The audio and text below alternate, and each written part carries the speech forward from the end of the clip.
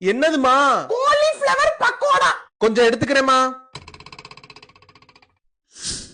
இன்னும் கொஞ்சம் எடுத்துக்கிறேமா. குடிக்கிறது கூட இப்ப தின்னுட்டா அப்புறம் சோத்துக்கு என்னத்தர வச்சு தின்பா? அப்புறம் சோத்துக்கு போது காய் பத்தல என்ன அம்மா நீ எல்லாம் அப்படின்னு என் மாமியார் முன்னாடியே நீ அசிங்கப்படுத்துவ. ஏண்டா பிஞ்சு போகும். நானே நல்லா என்னைக்கு ஒரு நாள் தான் சமைக்கிறேன். அது எனக்கு கூட வைக்காம தின்னு போடுறாங்க இந்த வீட்டுல. காலிஃபிளவரா? எனக்கு 2 பீஸ் கொடுங்க. இந்த வந்துட்டாரு இந்த வீட்டோட பெரிய லங்கோட லபக்கு. வாங்க சார் வாங்க. என்ன காலிஃபிளவரா?